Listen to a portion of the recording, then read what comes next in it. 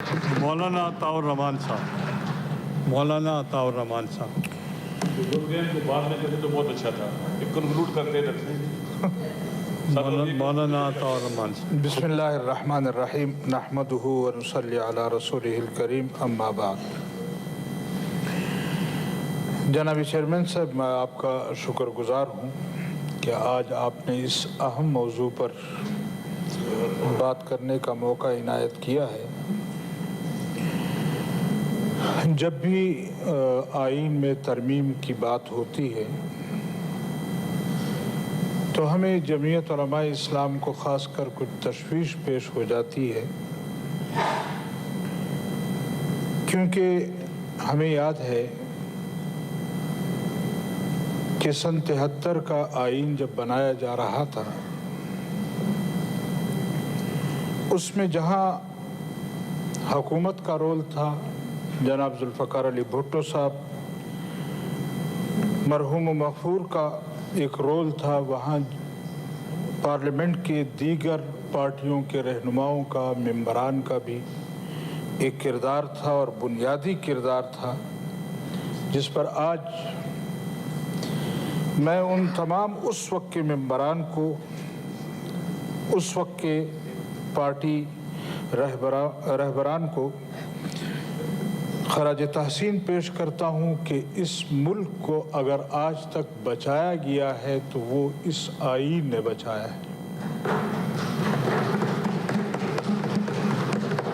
آج اگر ہمارا پارلیمنٹ محفوظ ہے تو اس کی بنیاد میں بھی یہ آئین ہے۔ آج اگر اس آئین میں کوئی رخ نہ ڈالے، کوئی کوشش کرے کہ اس میں کوئی ایسی چیز ڈال دی جائے کہ وہ مستقبل میں اس ملک کے لیے خطرہ بنے، اور اس کی کئی مرتبہ ہمارے ملک کے اداروں کے سربراہان نے کوشش بھی کی، اسٹیبلشمنٹ نے بارہا کوشش کی کہ کسی طریقے سے آئین میں کوئی ایسی چیز ڈال دی جائے کہ مستقبل میں یہ ملک محفوظ نہ رہ سکے۔ اور اس مرتبہ بھی جب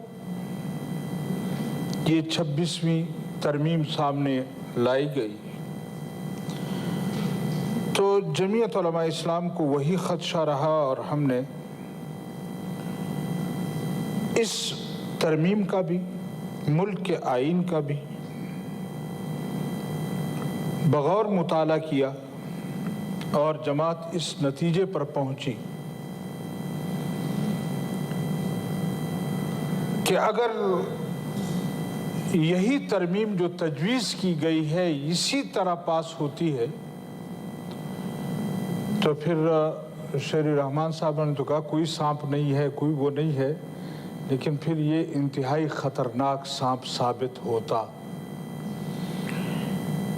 اور اگر ہماری قیادت نے اس کو سانپ سے تشبیہ دی ہے تو یقیناً یہ جو ترمیم تھی اس میں ملک کے مستقبل کو خدشہ تھا۔ لہذا میں اپنے جناب کامران مرتضیٰ صاحب کا، ان کی پوری ٹیم کا، دیگر پارٹیوں میں بھی جن لوگوں نے اس ترمیم میں تجاویز دی ہیں، گو کہ چند ایک چیزیں یقیناً ایسی ہوں گی جو اس وقت بھی اس کی ضرورت ہوگی کہ وہ نہیں ہونی چاہیے، لیکن اگر میں یہ سمجھوں بزو میں خود کے 100% میری ترامیم کو تسلیم کیا جائے، کسی ایک ترمیم پر میں کمپرومائز نہ کر سکوں، تو پھر ہم سیاست نہ کریں۔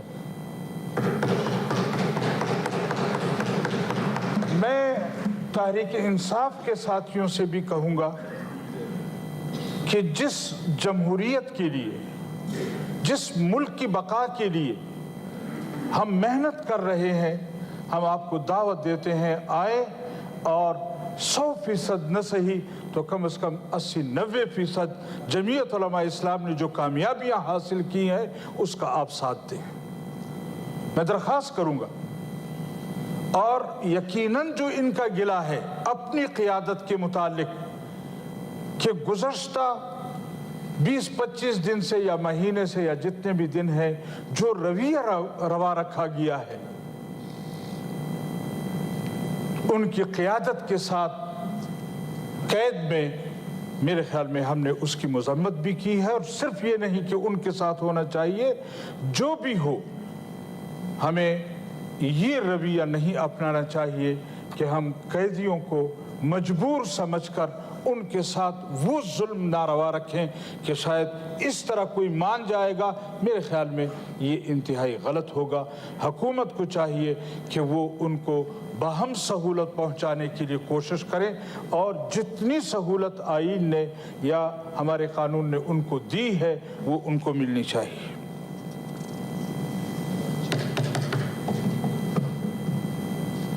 میں یہ بھی گزارش کروں گا کہ ہمارے یقیناً تمام سیاسی جماعتوں سے رابطے تھے، اور تمام سیاسی جماعتوں نے جو ان ترامیم کے دوران کردار ادا کیا ہے، جمعیت علماء اسلام ان کے شکر گزار ہیں۔ پچھلے چند دنوں میں محترم جناب بلاول زرداری صاحب، جناب شہباز شریف صاحب، ان لوگوں نے بھی دن رات محنت کی، لیکن جمعیت علماء اسلام کی قیادت نے، آپ کے بھی علم میں ہے، ان اکابرین کے بھی علم میں ہے کہ جمعیت علماء اسلام کراچی گئی، وہاں پیپلز پارٹی کی قیادت کے ساتھ بیٹھ کر انہوں نے انہی ترمیمات کے متعلق گفتگو کی، ان کی رائے لی، اور اس کے بعد جمعیت علماء اسلام کی قیادت لاہور گئی، میاں شہباز شریف صاحب کے ساتھ، میاں نواز شریف صاحب کے ساتھ، ان کے دیگر پارٹیوں کے ساتھ مل کر اس ترمیم میں جو مشکلات تھی اس کو ختم کرنے کی کوشش کی، اور اس کے بعد جمعیت علماء اسلام کی قیادت نے اسلام آباد میں آ کر یہاں تحریک انصاف کے رہنماؤں کے ساتھ بات کی، ان کو بٹھایا، اور ہم شکر گزار ہیں ان تمام پارلیمنٹیرین کے کہ جنہوں نے ہمیں یہ عزت بخشی کہ وہاں مولانا صاحب کے گھر تشریف لائے۔ شاید ہمیں ان کی وہ قدر عزت نہ کی ہو جس پر ہم معذرت خواہ ہیں، لیکن بہر کیف جمعیت علماء اسلام کی قیادت کا اس ترمیم میں ایک کردار ہے، اور ہم سمجھتے ہیں کہ 100% نہ صحیح، لیکن جو گند بھرا تھا، جو اس سانپ کے دانت تھے، جمعیت علماء اسلام نے وہ دانت توڑ کر باہر نکال دی، اور اب وہ اس مرحلے پر پہنچ چکا ہے کہ سانپ کے جب دانت ٹوٹ جاتے ہیں پھر وہ پھڑکتا ہے، اور آج بھی وہ لوگ پھڑک رہے ہیں، اور ان کی کوشش ہے کہ کسی طریقے سے اس چیز کو ناکام بنایا جائے۔ لیکن بہرکیف جمعیت علماء اسلام اب اس ترمیمات کے ساتھ مکمل تعاون کرے گی، اور ہم اس کو ووٹ بھی کریں گے، لیکن یہ بھی ساتھ ساتھ گزارش کریں گے کہ مزید ہمیں موقع دیا جائے کہ اس میں جو کمیاں ہیں، جو رہ گئی ہیں، اس کو بھی کسی طرح سیدھا کیا جائے، تاکہ آنے والے مستقبل میں ہمارے ملک کا نوجوان، ہمارے ملک کا وہ طالب علم جو آج سیاست کے ابتدا میں ہے، وہ اپنی قیادت کی رہنمائی میں اس ملک کی بقا کے لیے کام کر سکیں، اور اس ملک کے تحفظ کے لیے ہم کوئی کام کر سکیں۔ میں ایک مرتبہ پھر تمام پارلیمنٹ کے ممبران کا جنہوں نے اس میں کردار ادا کیا ہے، تمام سیاسی ورکروں کا جنہوں نے اس میں کردار ادا کیا ہے، تمام ملک کے باسیوں کا جنہوں نے اس طرف توجہ دی ہے، اور یقیناً آج ملک کا ہر باسی منتظر ہے کہ اونٹ کس کروٹ بیٹھتا ہے۔ لیکن اگر اس کے باوجود اس میں کوئی کمی کوتاہی ہے، میں حکومت وقت سے کہوں گا کہ وہ رابطے میں رہیں، کوشش کریں، کہ اس کو مزید بہتر کیا جا سکے، اور اس کے ساتھ ساتھ یہ بھی مطالبہ کروں گا کہ تحریک انصاف کی قیادت کے ساتھ جو ان کی شکایتیں ہیں ان کو دور کیا جائے۔ میں آخر میں ایک مرتبہ پھر آپ کا شکریہ ادا کرتا ہوں۔ ناصر عباس۔ وآخر دعوانا الحمدللہ۔ ناصر عباس۔ بسم اللہ الرحمن الرحیم۔ جناب محترم چیئرمین سینٹ صاحب، شکریہ آپ کا کہ آپ نے موقع دیا۔ میں اس سے پہلے کہ اپنی گفتگو شروع کروں تبرکاً قرآن مجید کی ایک آیت کو پڑھوں گا۔ بسم اللہ الرحمن الرحیم۔ قل ان تخفوا ما فی صدورکم او تبدوہ یعلمہ اللہ ویعلم ما فی السماوات وما فی الارض واللہ علی کل شیء قدیر۔ تم کہہ دو کہ اگر تم اپنے دلوں میں کسی شے کو چھپائے رکھو یا اسے ظاہر کرو، اللہ اسے جانتا ہے۔ اللہ زمین و آسمان میں جو کچھ ہے اسے جانتا ہے۔ اللہ ہر شے پر قادر ہے۔ یوم تجد کل نفس ما عملت من خیر محضرا وما عملت من سوء۔ ایک دن ایسا آنے والا ہے کہ جس دن ہر انسان جو اس نے انجام دیا ہے، چاہے اچھا ہے چاہے برا ہے، وہ اسے دیکھے گا۔ تود لو ان بینہا وبین امدا بعیدا، اور آرزو کرے گا کاش میرے درمیان اور میرے اس برے عمل کے درمیان فاصلہ ہو جائے اور خداوند متعال اور لوگوں کے سامنے شرمندگی سے بچ جاؤں۔ وَيُحَذِّرُكُمُ اللَّهُ نَفْسَهُ، اللہ تمہیں اپنے آپ سے ڈراتا ہے۔ یہاں ترجمے میں عذاب لکھتا ہے، یعنی جب اللہ اپنی طرف نسبت دے رہا ہے اس کا مطلب ہے کہ عذاب سخت ہوگا۔ وَاللَّهُ رَءُوفٌ بِالْعِبَادِ، اللہ اپنے بندوں پر مہربان ہے۔ دیکھیں ہم جو بولتے ہیں، جو سوچتے ہیں، جو ہمارے دل و دماغ میں، خدا اسے جانتا ہے۔ خدا نیتوں کا واقف حال ہے۔ انما الاعمال بالنیات، انسان کے عمل کا دار و مدار نیت پر ہے۔ بری نیت سے، ریاکاری سے نماز بھی پڑھے تو باطل ہے اور خداوند تعالی سے قبول نہیں کرتا۔ دیکھیے ترمیم، آئین کے اندر ترمیم یہ پارلیمنٹ کا حق ہے جو آئین کے اندر موجود ہے۔ پورے پاکستان کے عوام ہم اس دور میں رہ رہے ہیں جو متوجہ ہے پاکستان کی طرف اور آئین ان ترامیم کی طرف۔ بچہ اس طرف توجہ کی ہوئے سوشل میڈیا کی وجہ سے۔ انٹینشن بڑی اہم ہوتی ہے کسی بھی کام کی۔ اگر ہم مسلسل ایسے کام کریں گے جس سے ہم اپنے عوام کا اعتماد کھو بیٹھیں گے، عوام پر ٹرسٹ نہیں کریں گے، حتیٰ اگر بچے والدین پر ٹرسٹ نہ کریں، والدین غلط فیصلے کرتے رہیں تو بچے بھی اعتماد نہیں کرتے اور خاندان بکھر جاتا ہے۔ انٹینشن بہت عام ہے۔ جب پہلی بار ترمیم کرانے کی کوشش کی گئی تیزی کے ساتھ، جلدی کے ساتھ، تو شکوک و شبہات پیدا ہونا شروع ہو گئے۔ یہ آئین جیسا کہ کہا گیا کہ وہ بنیادی ڈاکومنٹ ہے، سوشل کنٹریکٹ ہے عوام کے درمیان، جس پر ہماری فیڈریشن قائم ہے۔ لہذا ایسی ترامیم یا ایسے طریقے سے ترامیم کرنا جو آئین کے تقدس کو، اس کی حرمت کو پامال کر دے، خراب کر دے، تخریب کر دے، یہ مناسب نہیں ہے۔ آپ دیکھیے ابھی اختر جان صاحب یہاں تشریف فرما تھے، وہ چلے گئے۔ میں نے پوچھا خیر آپ کدھر؟ کہا میں اپنے 2 بندوں کو ڈھونڈنے آیا ہوں۔ آئینی ترامیم اگر ظلم کر کے ہوں، آئین کے خلاف قدم اٹھا کے ہوں، لوگوں کو اٹھا کے کیے جائیں، بیٹھے ہیں اچھا بندے، اگر لوگوں کو اٹھایا جائے، اغوا کیا جائے، دھمکی دی جائے، یہ کون سی ترمیم ہے؟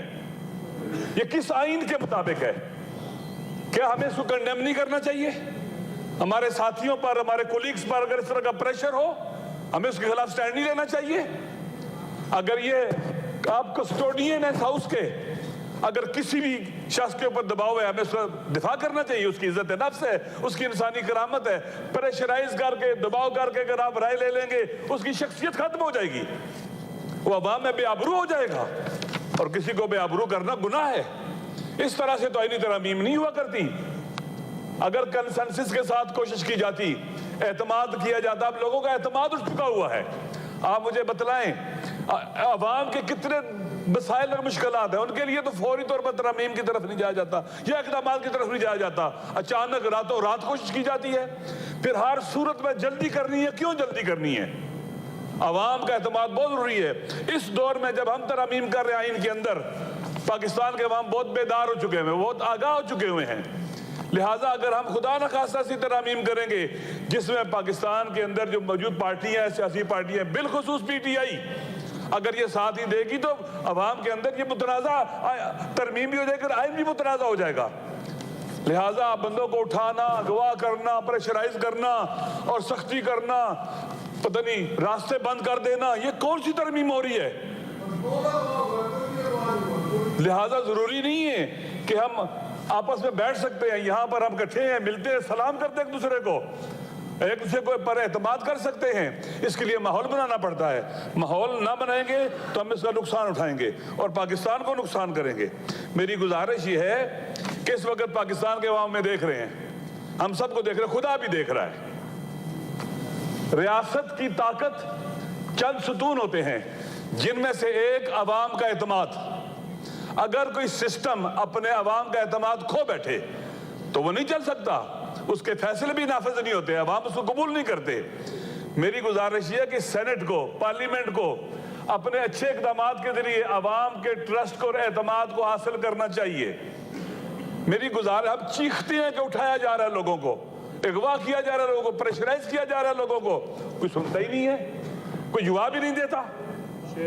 آئے ہم پاکستان کو، پاکستان کی خاطر ہم اکٹھے ہوں، پاکستان کی خاطر ترمیم کریں، فرد واحد کی خاطر ہم نہ جائیں ایسی چیزوں کے پیچھے۔ پھر دیکھیں قانون کے اندر، آئین کے اندر 3 قوہ مہم ہے، مقننہ ہے، مجریہ ہے اور عدلیہ ہے۔